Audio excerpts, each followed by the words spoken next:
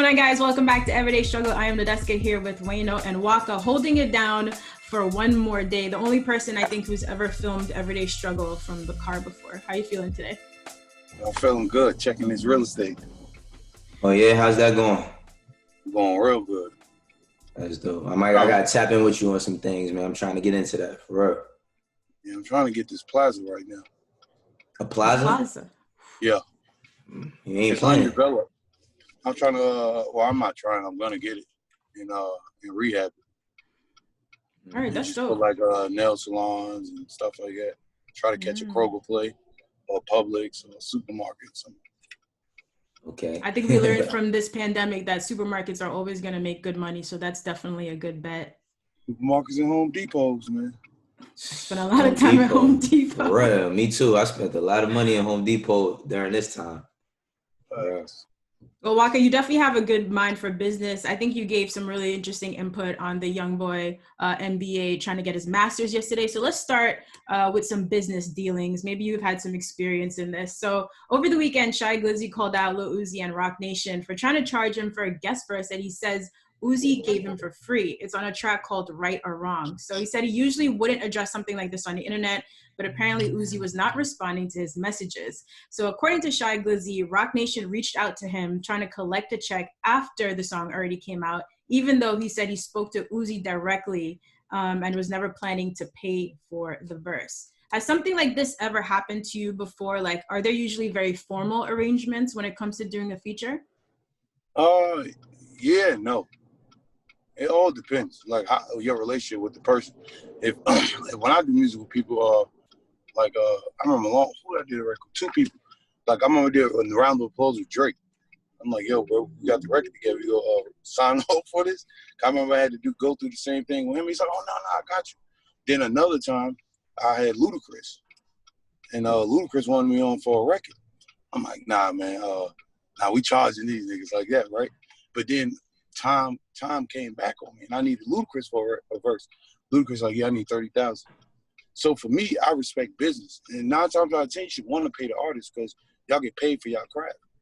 So I wouldn't too many swap outs start becoming like it ain't tangible no more. You know what I mean? They make it feel like you can rap with everybody for free, and for me, I'd rather pay everybody to be honest. Right. Mm-hmm. That's crazy because even seeing like an artist like Glizzy, like a Uzi feature would help him a lot right now. But like that's the thing, a lot of times that's out of the artist's control as well. Like sometimes a lot of artists I run into it before trying to clear it, and it's like they might be cool with it, but then the label is like, nah, this is what we need. I can't speak on that. That's bullshit. Is bullshit. Artists always got the control. Is there any way to enforce that though? Like if there was just a verbal agreement between them where Uzi said it's cool, you can have this for free, and no paperwork was signed, and the record's already out, can the label actually enforce like him having to pay for that? They just take it off the internet. I'm speaking for me. I'm sorry. I can't speak for everybody. I know no label tell me I can't put no record out. Never. Well, yeah, but my fault. Go ahead, Waka. Glizzy should have paid them though, because then Uzi would have jumped in the video. When you pay somebody for a verse, they do videos, all that. And when you get a free verse, you ain't get no free video. Yeah, and that's an expensive feature. I ain't gonna lie, that might cost like 150, 200. But you're gonna make that right off streams. Why trip? Absolutely. But you know how it be nigga business with a lot of shit, man. It be, you know what I mean? Niggas don't wanna pay. They wanna get by, and then you get a situation like this. You're right. Nigga mean ignorant. So that's ignorant business, not to pay 120,000 when you can make $500,000 off streams. Right. $500,000 off endorsements. What if the record goes top 10?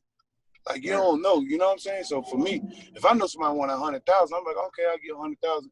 Hey, and we need an appearance in the video. Like you got to put some incentives with it. Like people don't do that. Like they just get offended. Like this ain't the streets, nigga. This is business. Right. This ain't I'm not sitting here in the studio all day rapping Now, if I tell you, yo, I got you, I cleared the record, and then dodge you, now that's something different. Now, I just cut you off. I wouldn't even expose my feelings. Wow. I feel like a lot of relationships probably get ruined like this. I mean, he went on to say that he feels like he's been blackballed by a lot of his peers in general, but I'm sure this has happened to a lot of people behind the scenes before. Nah, you know what? I like Glizzy. I'm not gonna lie. I respect Shot Glizzy whole like career and how he did it. Shot Glizzy gotta know, man, he from DC. He from a state where hip hop ain't have a lot of artists coming from there. So it's gonna be a lot harder for him. But he gotta understand, yo, you get hot, you be on fire, you get anything you want, you cool down a little, and it becomes work ethic, it becomes hustle, it becomes drive, it becomes consistency. And he feeling that in his career. This is his first time that he's not on level 10. He probably like level 8, level 7. He's feeling the raps of it, you know what I'm saying? And he probably don't like the response, but that ain't nothing but a reminder to himself, like, yo, get on your shit. Forget these things. It's kind of surprising too, because I thought that he would have capitalized more for that Gold Link feature. You know, that shit. I think did it win a Grammy? Did that good? Or was nominated for a Grammy? It might have been nominated, yeah, but It I'm was not nominated. sure. Yeah, it's Shot like ill, man. No, he's dope, but I just thought that like at that time, like, because I think a lot of people was like kind of backing off from him for a bit, and then like when he came back with that, I thought he was gonna have this big resurgence, and it kind of got quiet for him. You know what I mean? After that again. So I don't know. That might be a multitude of things. That might be his business. That might be his management. You know, the way he's trying to handle business now kind of speaks to the testament of why shit ain't go right for him. Yeah, you know, as an artist, man, sometimes you get with your peers and your friends and people that bring you and hit they ceiling. You know what I'm saying? And sometimes you gotta get people that actually went past the ceiling that you at. And he's at that stage where he need to become an artist. Right. And not that street shit or push up on niggas. And Shot Glizzy, you a fucking artist, man. You ain't no street nigga. It's over. No matter how real, I'm not saying not being a street nigga mean you get paid off the streets. You wake up every day, you in the streets. No, You're an artist. It's time for my boy to be an artist. Shine, catch some endorsements, man. Get on some of these photo shoots, my boy. You know what I'm saying? Like the world, they need that, man. DC need that. I ain't gonna lie. They need an artist. There's too many street nigga artists. Like it's too much. Yeah, it's a lot. It's a lot going on out there. Yeah, it's too much. They got a lot of people, like you said, it's a lot of dudes coming from the streets and not making that transition. Well, at the very least, go ahead. My ladies first. Now, if you had one more point, go ahead. You know what, man? I just say to everybody coming from the streets, because Lord knows I came from the streets, so you just gotta change, man. Don't be afraid to tell your nigga no. Like, yo, bro, I love my nigga so much that I didn't want to buy weed with him. I didn't want to run around the streets with him because I know, bro, I ain't doing no putting you in jail or getting you shot. You possibly dying. I gotta raise your kids. I got a lot of your mother. I got a lot of your girl. I gotta deal with people saying Waka did it, or it's all kind of shit. I gotta bond you out. I gotta get you a lawyer. I gotta help pay child support. Instead of being like, yo, bro, look, push me all the way to the top. I ain't gonna do nothing but pull everybody with me. I'm gonna put everybody in position, but not my main niggas. I'm gonna put the people that actually not do the job. Y'all watch the people that's doing the job and see where your personality fit, and become an assistant to the people I hire. So in a couple of years, you'll master that job. So when we doing it again on my second album, on my third album, or on my label, we know what to do. Now you move to the next field. You know what I'm saying? So I wish I would have took that approach. I didn't. I took the approach everybody else taking. Yo, this is my man right here. This is my manager. Yo, this is my brother right here. You know what I'm saying? Like, you selling yourself so short because you around a group of people that never been past your neighborhood like you. So how could we take each other out of our neighborhood? We gotta go hire people that actually know how to do the job, so we can pay attention to the skill.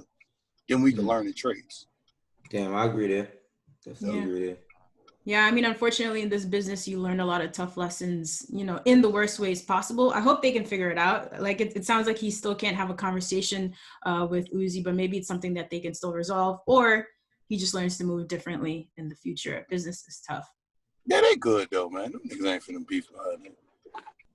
All right, so look, there's a lot of situations, a lot of reasons where like business and personal relationships get mixed up and things can get a little bit dicey. So YG recently did an interview with Real 92.3 in LA, and Nicki Minaj came up during the conversation. So they previously collaborated on his track called Big Bank, and they asked how YG felt about her working with 6ix9ine since he's been home. He said that his feelings were hurt, and when they asked if he'd consider collabing with her again, he said he's cool, basically because the streets won't respect it.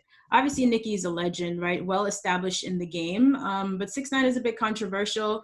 What are your thoughts here? Like, is her working with 6ix9ine gonna hurt her down the line? Not hurt her necessarily, but affect the way people, you know, look at her in terms of wanting to possibly work with her again? Yeah, no. Hmm. You got one demographic of people who would be like, yo, he ain't wrong. You got people trying to kill, rob, steal, everything in the world to him, told on him first, and now he told. Then you got people that's people that live by the bottom line. But then you got people from the community. We go by the principle. So it's two types of fans. It's bottom liners and it's principles. So she lost the principal fans, like the people that the core. She loses some of the core fans, but other people was like, man, I don't give a fuck. Get your money, Nicki. Yeah. That's just, it's like a yin and yang kind of thing. So, oh shit, that's her life.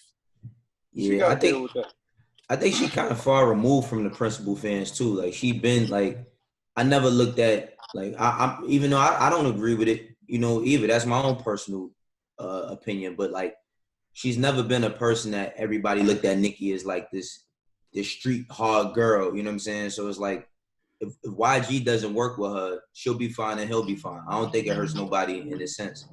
You know, I think it don't hurt nobody in a sense. I think YG saying that it hurt him only because, you know, YG just from a certain place and he operate a certain way. And his sentiments is never going to change in that regard. So like he probably had a bit of a relationship with Nicki. So him seeing it, and remember that YG was beefing with 6ix9ine a bit too over the internet. You know what I'm saying? So that's also tied into it. So it's like, you know, like I said, both of them will be fine going each way that they going. Like neither person's going to lose anything out of this. Yeah, he was also respectful in the way he answered it too, saying that it hurt his feelings, right? Didn't say anything too wild or inflammatory. So their collab, Trolls, definitely did really well. You know, hit #1, did a ton of streams, although it dropped off a little bit later. But I think a lot of people feel like it's unfair that artists bundle merch and tickets and count that towards album sales. So it's been a lot of controversy. Billboard has had to do a lot of explaining and clarifying, I feel like, in the last year. And yesterday they finally announced that they've officially decided to eliminate the practice of counting albums bundled with merchandise and concert tickets. So basically none of that can count towards albums and songs at all. How do you think this affects a lot of artists? I don't think that affects nobody, man. Really? Are you sure? Because artists really cares. They really care about numbers.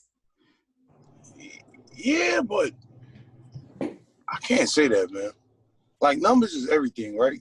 But focus on the numbers. Don't focus on the merch. Don't focus on the ticket sales. But in a A-lister world, that merch, tickets, and album sales mean something. But for underground artists, that shit don't mean nothing. All they care about is numbers. So for our artists coming up, they don't care about that. They like, shit, I ain't got no shows anyway. Nigga, I ain't selling no merch. You know what I'm saying? But then you got A-list artists who need the merch sales, who need that ticket sales. And it hurts them. So once again, you got the principle. It's always a yin and yang to things. I don't think it's going to hurt shit, though. But I know a lot of motherfuckers that sell it. Probably they ain't going to be selling them. The thing that I feel like that the whole metric system is just like fickle. Like I don't like the whole metric system because it's like, all right, sometimes I look on, on Spotify, you can see people's numbers, and it's like, all right, you see somebody like, I'm just saying, throwing a person out there like A Boogie, he'll have a song that has like 300 million streams, and then you say like, well, how much does that equate in sales? And it's like 300 million breaks it down. It's like only platinum or only Grace and platinum or something like that. It's just, I just don't like the way the whole system shit is ran with the numbers. Like, it's like who makes the decision to say that this amount of numbers or this amount of plays should count as a sale? Like, the company you listening to. Yeah, but I'm just saying, it's like, what these are, most of those people, they're business people, they're not music people, right? So it's like, if we hold numbers in a high regard, they're able to manipulate the system to say what the numbers should be based on certain factors. So a lot of artists, like, I think about like the early 2000s, a lot of artists went gold and platinum. It was like, I wouldn't say nothing, but it's like Jadakiss' second album sold like almost 400,000 or 270. Lloyd Banks sold 440 the first week. Kanye sold 440 the first week. You know, a lot of people did a lot of numbers based off the music. Now it's just like, you can have all these incredible numbers and it doesn't equate to like sales. It's just, I don't know, it just rubs me wrong a little bit, you know? Yeah. See, CD era was different, right? Cause I'm just talking from my understanding. I remember like my first album, they only sent 50,000 copies out of my album. So back in the day, depending on how much CDs they sent out that first week, depending on how much you could technically sell. So if like they sent 50,000 copies out on mine, my shit sell out the first day I got it. So I had to wait a whole nother week to sell more CDs. So now I only sold 50,000 copies. You see what I'm saying? That was their way of manipulating. If we want to say that, but I can't say that because I don't know a real answer for that. But goddamn, right today time, right? You got Spotify, Apple, Deezer, Google Play, all these shits, right? The difference is now is that you could get all the artists on one platform and pay a subscription fee. So now you're not buying music, you're just paying to listen to it. Right. So the purchase of music is gone now. So people are like, shit, I ain't gotta buy it no more. I could just, you know what I'm saying? I could just get a subscription for like $5 and listen to everybody for free. Right. That's the difference. So with these platforms out, you can never do real numbers because now artists ain't really got to buy into the artist they like. They can just listen to it. If they don't like it, they go, I don't want to listen to that. Go to the next artist. Right. You get so much of an option before, like if you had to buy a CD, that was a big decision before. Like, you had to really listen to every record, skit. That $20 might have been your lunch for a few days. You know what I'm saying? So it's like you had to really make a decision when it came to buying albums. Now, like you said, you can just, I don't like that, or I'm tired of this. Just skip to anyone they want. It take the feeling out. Yeah. Now you don't got no feeling for the music. Now that takes away from you having a connection with the artist. The music having a message. That takes away from the cover. Remember how we used to pull a cover up? Yeah, cover absolutely. Hard as fuck. Through the book. I know. I used to see my uncle's names in it. I used to like, oh shit. Yeah, right. You know what That's what made me want to get into music, was seeing people's names and then seeing them on documentaries and like, you know what I mean? Yeah, that joint was hard, but that's different, man. Like kids got so much options now. That's why their attention span's so short, because they got too much music. It's an overload. So they're like, oh, no, I like that one song. All right, that's only 2 minutes. Let's go to this record.